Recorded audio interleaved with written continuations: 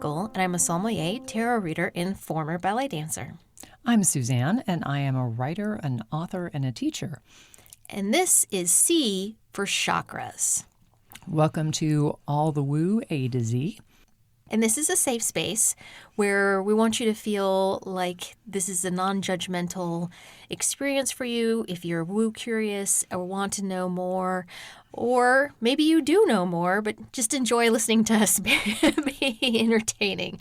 But overall, we're really just presenting this information in a way that we have received it ourselves and experienced it in our own lives. So thanks for joining us.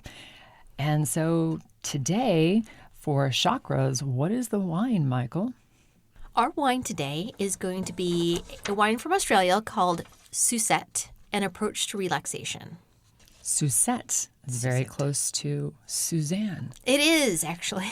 An approach to relaxation. An approach to relaxation. The reason why I chose this wine for chakras, which, by the way, is that all of these pairings they do correlate in some way. This one actually matches because two reasons. One, the label looks kind of like how you'd imagine chakras to look. As far as it's very colorful, that looks like colored lights that have bled into one another. Mm-hmm. So very pretty that way. Then as far as flavor is concerned, I have to tell you, as a somm, pairing wines with foods, it's an art within itself, I will say that. This wine is kind of magical when it comes to that because it allows you to have the experience of drinking what you would consider to be a lighter red wine.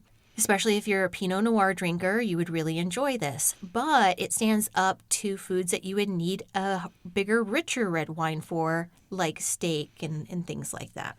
So it is useful in all situations. Yes. Kind of like a chakra system. Kind of like chakras, yeah. All and right. I think I've also missed out I'm telling you the main thing if you want to know the grape. Last technical bit of information here. It's a Grenache. That's what you need to know. It's a Grenache. There we go. Okay, Suzanne. So what is a chakra? So chakras are from a Sanskrit word, which means circles, wheels, and they are energy centers in our bodies. And usually they are referred to as being 6 or 7 in number. But if you get into any kind of depth, you find out that they're just everywhere. Oh, yeah. There's thousands of them. So we are just going to be focusing on the common ones, but energy centers in our body. All right. So for me, chakras I typically only work with what are considered to be the traditional 7, and I do utilize them in a lot of different ways. Do you? I sort of envision them as a power strip down my spine. Mm-hmm. And so I can plug in and recharge or unplug, or my power strip also has like a slider that can be open or closed or somewhere in between. So I can really control what affects me and what I want to affect. All right. For me, I utilize these kind of depending on how I feel, but it ends up becoming more prominent in meditation situations when I'm using it in a visualization kind of way. So you'll see or you may hear people talk about auras, and sometimes chakras come in addition to when people are talking about, I looked at somebody and I could see colors all around them. Sometimes chakras are considered to be a part of that too. Auras are a whole other subject though. We're going to focus just on the chakras, but as far as how I use it and visualize it in my body, oftentimes I'm closing my eyes and I'm typically running like energy from the core up or getting information and getting energy from the top down. So literally like up and down like a zipper in my spine. That's a very sophisticated example. I would say, again, back to the power strip, and if something that kind of mechanistic doesn't feel right, I've also imagined them as flowers. I just have different colored flowers. So one of the things I love about the chakra system is that it helps me kind of differentiate what part of me is being either influenced or affected because it has colors in it. And I really love colors. Colors, sparkles. Yeah, I'm totally a mermaid. But one of the things that's really helpful is like red is what grounds you, and orange is your sacral creativity space. Yellow is sort of the sun that glows in the middle of your solar plexus. That is your willpower. Your heart is green. Just go with it. It's green. Your throat chakra, which is your energy to communicate, is turquoise. And between your eyes, what's called your third eye, is indigo. Mm-hmm. And then the crown of your head is violet. So you are a walking rainbow. Everybody's a walking rainbow. Well, as I kind of use them, I find also that at times, and I think this is true for a majority of people too, I think that any one of these particular areas in your body has a tendency to shine more than others. So kind of depending on your personality, I mean, you can kind of, all of these different centers of energy have, like Suzanne was saying, attributes of what they lend themselves to. So especially for me, I'm somebody that I use my solar plexus all the time. So that yellow color that in the area is about 2 inches above your navel, to be super specific if you're going to locate it on your body, that I have a tendency to kind of do everything from there because I can't tell you why that's my strong point. All I can tell you is that whenever I've worked with energy, like that's where I find it emitting from, is from the center of me. Where I know some people, it's the opposite. They find that their energy starts in their head area and then they kind of emit or try to imagine the energy spreading from there. And when I say that, the reason why I'm saying that is because if you do any kind of meditation or visualization kind of things where you shut your eyes down and you do this, typically one of the first steps in doing that is imagining your energy expanding out of your body and like making yourself bigger. And so kind of where that starts from is I've run across it for different people in different ways. Like I said, like some people it's from the center, some people it's from the top. It can be different on who you're working with. And if you are wondering, oftentimes people will just instinctively accentuate that part of their body. So people who, as I would teach writers, that was always one of the amusing things, is to look around and see how many people had necklaces or scarves or something around their throat, sort of actively using their throat chakra to participate in the class. Belly dancers, are fabulously or famously known for wearing belts on their hips because that is that sort of sacral, creative, sexual, manifesting kind of energy. So oftentimes if you will look at what you're wearing, just that you grabbed and kind of go, oh, that's yeah. Maybe this is where I instinctively feel most comfortable. Or even what colors you like to wear more often than not. Like I end up finding that Suzanne's going to laugh when I say this. If I wear a color, because I wear a lot of black. Today, as a matter of fact, I'm wearing all black. There's a little bit of color on my top. However, she's talking about the printing on her T-shirt, which is not color. It's just printing. Well, there's color on there, I guess. But anyway, yeah, if I wear a color, it's typically blue or purple, and those are the colors that I have a tendency to gravitate towards. But that's because I find that I need a little bit more help in using my voice and speaking my truth. And so then I end up instinctively drawing colors to me of where I kind of need help to kind of, sorry, Suzanne, to balance things out. That's okay. Just breathe through it. Okay.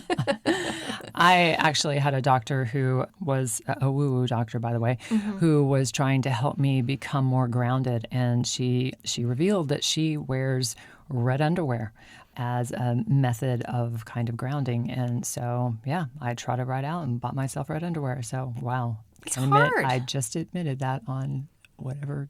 Yeah. Now everybody knows. Yep, red underwear. Everybody knows your underwear secrets. Which I will say, as a female, it's difficult to find red underwear. I think you really only find it prevalent around Valentine's Day, which makes sense, honestly. But I don't know. Although the heart color is green, so yeah, that's interesting. Yeah. But in terms of what they mean to me and how they are helpful, I would say chakras allow me to control what influences me. And so that's how I use those little spinning wheels. For me, I don't know. I think I end up using it, like I said, in multiple ways. Mostly when I'm doing any kind of visualization, but also as I'm setting up my day and getting ready for my day, I'm kind of looking at the things that I need to do for the day. Like if I need to be more aggressive and really get things done and I'm feeling low energy naturally, then I will wear either orange or red. And if I don't have clothes that have that color, I wear a lot of stones, so bracelets or necklaces or things like that will help give me energy. Then I'll utilize it in that way in order to help me with what it is that I'm trying to accomplish in my day. Okay, Suzanne, so I know that I said that I use it in meditation a lot, but how do you use it? I have used it multiple ways. I have used it for healing. Mm-hmm. So like I said, having a weak root chakra, I actually got my sacral and my root needing support actually have red and orange glasses. Oh. So I can see the world through a chakra-colored lens. I have learned specific techniques on how to open and close, which has been incredibly helpful for me I'm sure many listeners you take in energy, you're walking antennas, you're highly sensitive people, all of that kind of thing, empaths. And so I have found one of the methods that I needed in order to grow up emotionally was to figure out what emotions were mine versus what emotions I was just picking up from the world.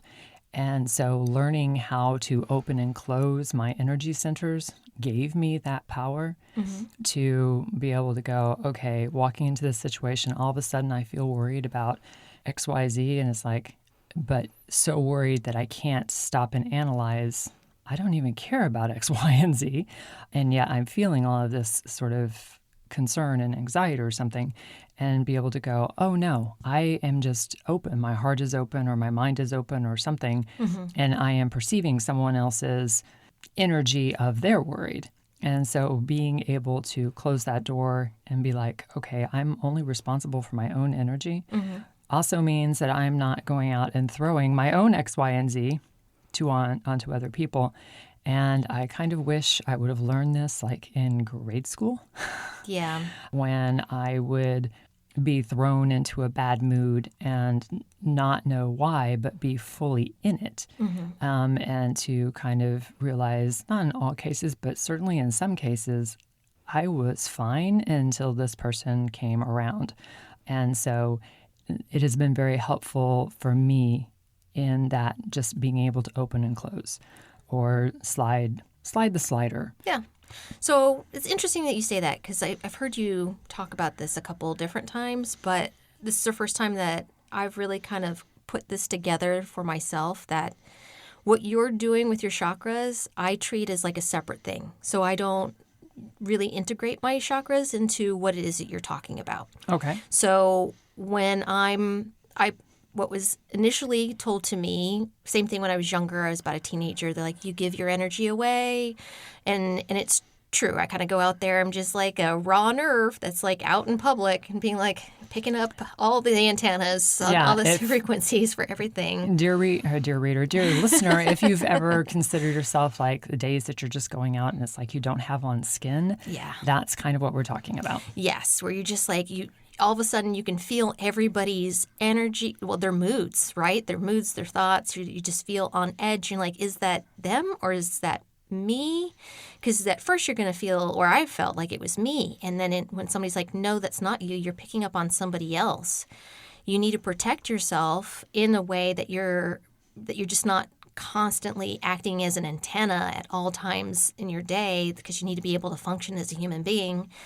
One of the first things that was told to me, that I don't actually actively use this method anymore. I use a different method, which I will explain. But the first one was to act or imagine that I'm putting gold light in front of my belly. as like a shield, as a way to like protect my stomach from the outside world. And that helped a little bit. I find that it doesn't necessarily help as much, and I wouldn't really remember to do it all the time was also the other issue. Now I kind of do it, and it was something that I shared actually with Suzanne today, that before I go out in the world, now you know all my little things that I do. You all are going to know my secrets. When I go out into the world, before I go, I literally say, and I imagine that I'm being surrounded by a pink bubble, like it from the Wizard of Oz, the good fairy, when she comes down, she has this little pink bubble that she's coming down in. Glinda the Good Witch? Yes, exactly. So like Glinda the Good Witch, I have that around me, and I actively say out loud, pink bubble, please surround myself, protect my energy from... Now I've lost it. Pink bubble, protect myself and my energy for the entire day. I ask that only love come to me and only love come from me. And then I'll also ask that with my interaction with others, that the action is reflected back like a mirror so that people honestly see themselves when they interact with me. Because I find that to be beneficial. Like for me, I want to see myself through other people as well. So if I can immediately see that, hey, maybe I'm not showing up as my best self, or maybe I am showing up as my best self. So I'm also giving myself like, hey, that's the good Mychal right there versus, ooh, maybe. And it allows me in the moment to be able to make adjustments too, right? So whatever I'm asking for anybody outside of me, I'm also asking for myself at the same time.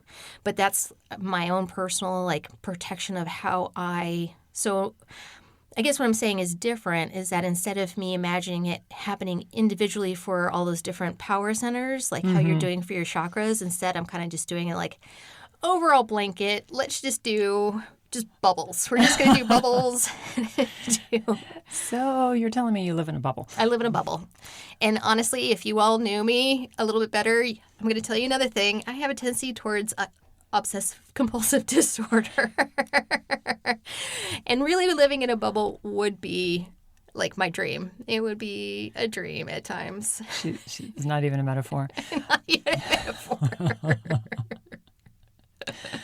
Whereas I think I feel comfortable with it being sliders because then I can walk into different situations. And I do, as a writer especially, I do want to pick up everything. I am the person who, wow, the things we're admitting on this. I know. This is a very personal episode, everybody. I'm just going to tell you this right now. Who eavesdrops on conversations and who observes people and who people watches. And, I was very sad years ago when all of a sudden you couldn't go to the airport and just hang out and watch people without having, like a ticket. So those kinds of things. So I want to absorb, but I just want to be in control of what that absorption is. And as I was thinking about this in preparation, so I come from a conservative Christian background, and I was realizing that this is actually, even though it sounds Indian, the practice has been around. So early Christians were taught to clothe themselves, and it was a very specific dressing of, your breastplate of righteousness, sword of truth, all those kinds of things. Right. And it was giving the description of what a Roman soldier would wear. And I think the reason why is because for every place where there was a church, Rome was there first. So everybody knew how invincible the Romans soldiers were because of what they wore. So the idea of clothing yourself in the same way but with emotional characteristics, being protected by the truth, being protected by righteousness, that kind of thing, translated. And when you look at the description, it's going through, a Roman's outfit, probably not called an outfit. Their frock. Their little flippy skirt. Yeah. All the dead Romans are offended now. The Roman attire. Their armor. Their armor. There you go. But even underneath their armor, yes, that you see that they actually are protecting the head, the throat, the heart, the belly.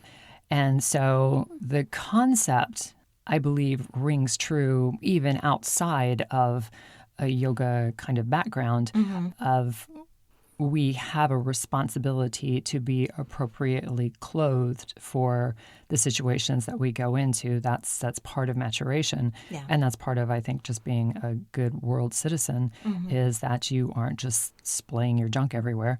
I think it's also required by the law.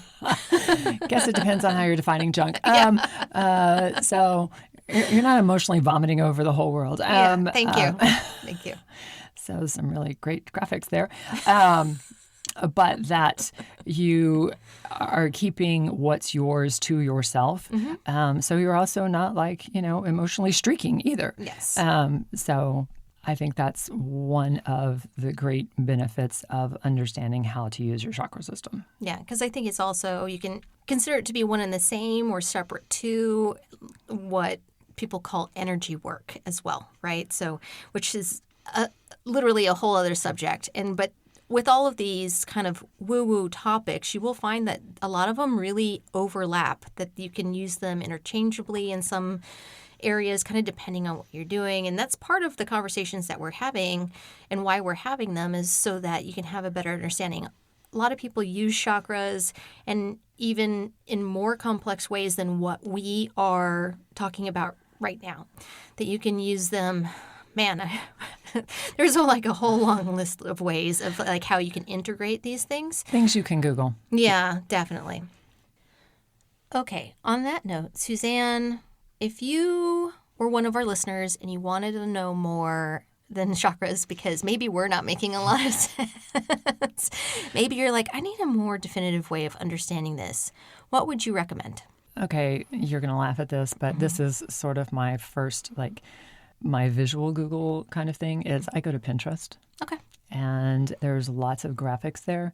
But the other thing I think I would do from the information that we've given is just walk in from an ordinary day at work, stand in front of a mirror, and just try to see on myself what I have instinctively done in terms of accessorizing or emphasizing in my attire, and ask myself, oh, do I think that is one of my stronger chakras? Other thing is, look at your profession. If you have a job where you're talking for a living, then probably you have some pretty strong throat chakra energy going on.